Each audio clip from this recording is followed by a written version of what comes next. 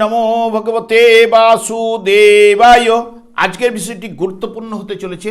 মাসটি হচ্ছে এপ্রিল 2026, রাশি হচ্ছে মকর রাশি। মকর রাশি বা মকর লগ্নের জাতক জাতিকাদের ক্ষেত্রে এপ্রিল 2026-এ অর্থনৈতিক অবস্থা কীরূপ হতে চলেছে, শিক্ষা, স্বাস্থ্য, কর্ম, প্রেম, বিবাহ ও বিবাহিত জীবন নিয়ে আলোচনা করব। ধৈর্য সহকারে আপনারা ভিডিওটি দেখবেন। আমার প্রিয় দর্শক বন্ধুকে আমার আন্তরিক অভিনন্দন, শুভেচ্ছা ও ভালোবাসা জানাই। আমি আশা করি অনাদির আদি গোবিন্দের অশেষ করুণায় আপনারা সকলেই কুশল আছেন। আমি কারো ব্যক্তিগত জন্মছক বা ন্যাটাল চার্ট নিয়ে বিচার বিশ্লেষণ করছি না। ঠিক এপ্রিল 2026-এর গ্রহ সন্নিবেশের মাধ্যমে একটি ছক প্রস্তুত করে তারপরে বিচার এবং ফলাদেশ করব। সেটি হবে আপনাদের এপ্রিল মাসের গাইডলাইন। এরপরেই আমি চলে আসছি। দেখুন, মকর রাশিটি রাশিচক্রের 10তম রাশি এবং এই রাশির অধিপতি গ্রহ শনিদেব এবং এই রাশির ক্ষেত্রে শুক্র এবং বুধ শুভকারক গ্রহ এবং এই রাশির ক্ষেত্রে চন্দ্র, মঙ্গল, রবি এবং বৃহস্পতি এরা অশুভকারক গ্রহ এবং ঠিক আপনাদেরই রাশিতে মঙ্গল তুঙ্গস্থ হয় এবং বৃহস্পতি এই রাশিতেই নিচস্থ হয়। আমি আচার্য কমল শাস্ত্রী প্রত্যেক বুধবার এবং শুক্রবার সন্ধ্যা 8:30 এই ইউটিউব চ্যানেলে লাইভ অনুষ্ঠান নিয়ে উপস্থিত হই। ঠিক ওই সময় আমাকে ফোন করলে আপনারা নিজেদের ভাগ্য বিষয়ে জানতে পারবেন। তাছাড়া বিভিন্ন ধরনের ভিডিও আপলোড করে থাকি, সেগুলি পাওয়ার জন্য আমার চ্যানেলকে সাবস্ক্রাইব করে বেল আইকনে ক্লিক করে রাখুন। যখন আমি লাইভ অনুষ্ঠান বা যে কোনো ভিডিও আপলোড করলে আপনাদের নোটিফিকেশন পৌঁছে যাবে। দেখুন, যেহেতু মকর রাশির রাশিপতি হচ্ছে শনি এবং শুক্র এবং বুধ, যার জন্মকালীন শুভ বলবান থাকলে যেমন জীবনটি তত্তর করে এগিয়ে নিয়ে যাবে, ঠিক এপ্রিল 2026-এর ক্ষেত্রে এই রাশিপতি শনিদেব এবং শুক্র এবং বুধ যদি গোচর চলাকালীন শুভ এবং বলবান জায়গা দিয়ে যদি পাস করে বা সঞ্চার করে যে মাসের ক্ষেত্রে, তবেই কিন্তু আপনাদের শুভ ফল কিন্তু প্রদান করতে পারবে। দেখুন, মকর রাশির জাতক জাতিকাদের ক্ষেত্রে শনিদেব যেহেতু অর্থপতি, তৃতীয়ভাবে অবস্থান, শনিদেবের এখানে অবস্থান তৃতীয়ভাবে করলো, রবি সঙ্গে যুক্ত, মঙ্গলের সঙ্গে যুক্ত, বুধ আপনাদের অর্থভাবে অবস্থান করবে এবং 11 এপ্রিল প্রবেশ করবে তৃতীয়ভাবে। বুধও আপনাদের শুভকারক গ্রহ, অর্থভাবে শুভ ফল কিন্তু নিয়ে আসেই এবং যখনই তৃতীয়ভাবে যেই গ্রহগুলোই অবস্থান করুক না কেন, ন্যাচারাল অশুভকারক গ্রহ এই উপচয় স্থানে শুভ ফল কিন্তু অতি অবশ্যই প্রদান করে থাকে এবং এখানে যেহেতু অবস্থান করার কারণে কর্মক্ষমতা বহুগুণ কিন্তু বাড়িয়ে দেবে। আপনি যে কোনো কঠিন পরিস্থিতি মোকাবিলা আপনি করতে পারবেন। যারা মার্কেটিংয়ে রয়েছেন, মিডিয়া লাইনে রয়েছেন, যোগাযোগের মাধ্যমে কাজের সাথে যুক্ত সেই সকল ব্যক্তিদের সুবর্ণ সময় কিন্তু এই বর্তমান এবং কর্মক্ষেত্রে বিরোধীদের আপনি দমন করতে পারবেন এবং কিন্তু আপনাকে কঠোর পরিশ্রম কিন্তু করতে হবে। তবে এই সময় সরকারি প্রশাসনিক কাজে যুক্ত ব্যক্তিদের শুভ সময়। তবে ভাই বোন আত্মীয়র সঙ্গে কিছু না কিছু মতান্তর আপনাদের ঘটবে। এই সময় আপনার রাগ এবং জেদ, হঠকারী সিদ্ধান্ত থেকে আপনাকে বিরত থাকতেই হবে। তবে ভাগ্যপতি বুধ যখনই তৃতীয়ভাবে প্রবেশ করবে তখন কিন্তু নিচস্থ অবস্থায় অবস্থান করবে। যা কিছু সিদ্ধান্ত নিতে গেলে আপনাকে 7-5 চিন্তা ভাবনা করে এগুতে হবে, এটা কিন্তু মাথায় রাখবেন। এবং বিশেষ করে এই যে তৃতীয়ভাবে দেখবেন এতগুলো গ্রহের সংযোগ, যেটি শনির এখানে বুধ, এরা হচ্ছে ধ্বংসজ্ঞাপক গ্রহ, রবি মঙ্গল সৃষ্টিজ্ঞাপক গ্রহ। রবি এখান থেকে 14 এপ্রিল 15 এপ্রিল বেরিয়ে যাবে, মঙ্গল সারা মাস জুড়ে এই জায়গাটায় অবস্থান করবে, যেটি তৃতীয়ভাবে সাধারণত আমরা ভাই বোন আত্মীয় পরিজন যোগাযোগ মাধ্যম ইত্যাদি ইত্যাদি বিচার করে থাকি। এই জায়গাগুলোতে কিছু না কিছু অশুভ প্রভাবও কিন্তু বিস্তার ঘটাতে পারে এবং যে কোনো উদ্যম বা আগ্রহের অভাবও কিন্তু নিয়ে আসতে পারে। কারণ শনির যে অশুভ শক্তি মঙ্গল একমাত্রই দমাতে পারে। তবে মঙ্গল আপনাদের ক্ষেত্রে লাভপতি গ্রহ এবং সুখভাবের অধিপতি গ্রহ হওয়ার কারণে এখানে মঙ্গল আপনাদের ক্ষেত্রে কিছু না কিছু শুভ প্রভাব কিন্তু বিস্তার ঘটাবে আপনাদের ক্ষেত্রেই। কারণ মঙ্গলের যে ক্ষমতাটা দেখুন আপনাদের রাশিতেই কিন্তু তুঙ্গস্থ হয় এবং শনিদেব মঙ্গলের রাশিতেই কিন্তু নিচস্থ হয়। সে কারণে মঙ্গল যে শনির অশুভ প্রভাবটাকে কিছুটা হ্রাস বৃদ্ধি ঘটাতে পারে এবং প্রত্যেকটা গ্রহের আলাদা আলাদাভাবে এনার্জি শক্তি বলুন বা কসমিক এনার্জি দ্বারাই কিন্তু যুক্ত।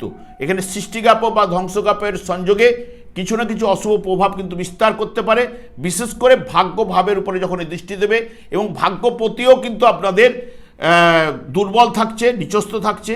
তাহলে ভাগ্যভাবের উপরে গ্রহগুলোর দৃষ্টি, যেটা ভাগ্যভাব, যেটা আমরা সাধারণত পিতৃভাব বলে থাকি, ভাগ্যের উন্নতির ক্ষেত্রে কিছু না কিছু প্রভাব বিস্তার ঘটাবেই, বা পিতার সঙ্গে মতান্তর ঘটতে পারে, পিতার স্বাস্থ্য বিষয়ে কিছু না কিছু সমস্যা নিয়ে আসতে পারে। এরপরে আমি চলে যাচ্ছি একদম অর্থ বিষয়ে।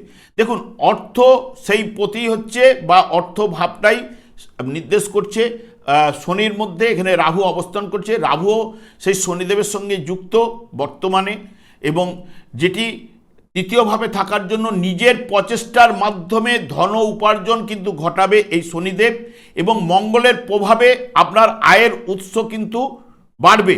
তবে অর্থনৈতিক দিক দিয়ে মধ্যমের থেকে ভালো ফল উঠে আসবে এই মাসের ক্ষেত্রে, কারণ আপনাদের শুক্র শুভকারক গ্রহ যে কর্মপতি, সে চতুর্থভাবে 19 এপ্রিল পর্যন্ত অবস্থান করবে, পঞ্চমভাবে প্রবেশ করবে 19 এপ্রিলের পরে। শুক্র আপনাদের আশা পূর্ণ করার জায়গাটা কিন্তু প্রদান করবে, যেহেতু শুভকারক গ্রহ, এবং বিশেষ করে পারিবারিক জীবন এই মাসের ক্ষেত্রে মধ্যমের থেকে ভালো বা মধ্যম জায়গাটা আপনাদের উঠে আসবেই।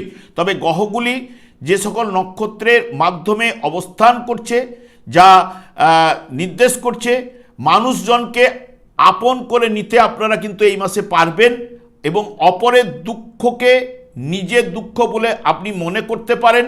শৌখিন জাতীয় ব্যবসা বাণিজ্যের সঙ্গে যারা যুক্ত, তাদের অর্থাগম ভালো হবে, এবং বিবাহ নিজস্ব পছন্দে ঘটার সম্ভাবনা কিন্তু নিয়ে আসতে পারে। কর্মক্ষেত্রে শ্রেষ্ঠ স্থান আপনি এই মাসে পেতে পারেন, এবং বিদেশে কর্মলাভের যোগও কিন্তু আসবে। আইন এবং প্রশাসনের কাজে দক্ষতা ও মানসিকতা আপনাদের বাড়বে। পুরাতন কাজকর্ম আপনারা এই মাসে ধরে রাখতে কিন্তু পারবেনই। এরপরে একদম সরাসরি শিক্ষাক্ষেত্রে চলে আসছি। দেখুন, প্রাথমিক শিক্ষাটা আপনাদের ক্ষেত্রে চতুর্থ ভাব, যেটি নির্দেশ করছে মেষ রাশি, এবং উচ্চ শিক্ষার ক্ষেত্রটি হচ্ছে আপনাদের কন্যা রাশি, এবং যার অধিপতি গ্রহ বুধ। মঙ্গল এবং বুধ তৃতীয়ভাবে অবস্থান অনেক সময় অমনোযোগিতা, বিদ্যাক্ষেত্রে আগ্রহের অভাব কিন্তু প্রদান করতে পারে। এমনিতেই বিদ্যা বুদ্ধির কারক গ্রহ আপনাদের ক্ষেত্রে সেই বুধ কিন্তু নিচস্থ অবস্থায় থাকছে। সেই কারণে কিছুটা শিক্ষা ক্ষেত্রটাকে চ্যালেঞ্জ হিসেবে আপনাকে নিতে হবে, এবং সিদ্ধান্ত জায়গাটাকে আপনাকে বারবার চিন্তা ভাবনা করে সিদ্ধান্তটা নিতে পারলে আপনাদের ক্ষেত্রে ভালো।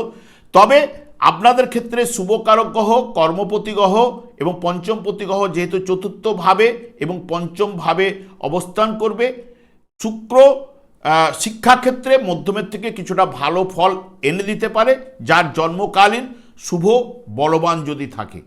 এরপর একদম প্রেমের জায়গায় চলে আসছি। দেখুন, আপনাদের এমনিতেই প্রেমের কারক গ্রহই হচ্ছে সেই শুক্র, চতুর্থভাবে প্রথমের দিকে অবস্থান করবে, যেহেতু পঞ্চমের দ্বাদশভাবে অবস্থান করার কারণে কিছুটা প্রেমিক প্রেমিকার মধ্যে 19 এপ্রিল পর্যন্ত মতান্তর, ভুল বুঝাবুঝি জায়গাটা চলে আসতে পারে। কারণ এমনিতেই যেহেতু ভাগ্য অর্থাৎ তার অধিপতি গ্রহ বুধ যেহেতু নিচস্থ থাকছে, কারণ যেটা গভীর প্রেমের ক্ষেত্রে যে পঞ্চমের পঞ্চম ভাব যেটাকে বলা হয় নবম ভাব, সেইখানে যেহেতু দুর্বল থাকছে, সেই কারণে একটু মতান্তর, ভুল বুঝাবুঝি উঠে আসতে পারে। তবে 19 এপ্রিলের পরে দেখবেন প্রেমের ক্ষেত্রে সফলতা আনবেই, যেহেতু প্রেমের কারক গ্রহ পঞ্চমভাবে অবস্থান করবে। নতুন প্রেমের জায়গাটাও কিন্তু ঘটাতে পারে। অনেক সময় পুরাতন প্রেম যেটা এইখানে অবস্থান করার কারণে হয়তো মতবিরোধের জায়গাটাতে ডিস্টার্ব দিচ্ছিল বা বাধা বিপত্তি নিয়ে এসেছিল, তাদের ক্ষেত্রে আবার জোড়া লাগবে ঠিক 19 এপ্রিলের পরে। এরপরে একদম রোগভাবে চলে যাচ্ছি। দেখুন, রোগভাবে যেটা নির্দেশ করে আপনাদের মিথুন রাশি, এবং মিথুন রাশির সঙ্গে আপনাদের তৃতীয় এবং ষষ্ঠ ভাবের কিন্তু ক্ষেত্র বিনিময় যোগ সৃষ্টি হলেও, এখানে যেহেতু বৃহস্পতি ষষ্ঠভাবে অবস্থান করলো, দ্বাদশ ভাবের সঙ্গে যুক্ত, এবং আপনাদের দ্বিতীয় ভাবের সঙ্গে যুক্ত, এবং তার সঙ্গে সঙ্গে কর্মভাবের সঙ্গে বৃহস্পতি কিন্তু যুক্ত, যেটি কর্মক্ষেত্রে বৃহস্পতি কিন্তু শুভ ফল কিন্তু নিয়ে আসবে এবং শারীরিক দিক দিয়ে কিছুটা অশুভ প্রভাব কিন্তু ঘটাতে পারে। তবে ষষ্ঠপতিও আপনার বুধ, সেও যেহেতু নিচস্থ অবস্থায় থাকছে, এটি যেহেতু রক্ত সংক্রান্ত বিষয়ে কিছু না কিছু সমস্যা এবং সর্দি কাশি, চোখের সমস্যা, এইগুলো কিন্তু নিয়ে আসতে পারে। এবং মঙ্গল শনির যোগ এখানে সৃষ্টি হচ্ছে। যারা গাড়ি চালান তাদের ক্ষেত্রে কিছুটা সতর্কতা, কারণ মঙ্গল শনি সাধারণত দুর্ঘটনার জায়গাটা কিন্তু নিয়ে আসে এবং রাস্তাঘাট আপনাকে সতর্কতা অবলম্বন করতে পারলে ভালো, এইটুকু বলতে পারি। এবং বিশেষ করে বৃহস্পতিও সর্দি কাশি এবং জ্বর এইগুলো কিন্তু সাধারণত নিয়ে আসে, পেটের সমস্যা কিছুটা ভোগাতে পারে, এইগুলোই সাধারণত নিয়ে আসবে। তবে বড় ধরনের কোনো সমস্যা এই জায়গায় কিন্তু উঠে আসছে না। এরপরে বিয়ের জায়গাটায় চলে আসছি। দেখুন, বিয়ের ক্ষেত্রে এই মাসে বিয়ের যোগ সেই মতো কিন্তু জোরালো কিন্তু নেই। তবে 19শে এপ্রিলের পর থেকে বিবাহের কথাবার্তাগুলো আপনারা এগিয়ে নিয়ে যেতে পারেন এবং বিবাহিত জীবনেও ক্ষেত্রেও মিশ্র প্রভাব পড়বে প্রথমের দিকে। 19শে এপ্রিলের পর থেকে দাম্পত্য জীবনে নিবিড় ভালোবাসা ও আনন্দ এবং মধুর সম্পর্ক কিন্তু শুক্র আপনাদের ক্ষেত্রে প্রদান করবেই। এরপরে একদম কর্ম জায়গায় চলে যাচ্ছি।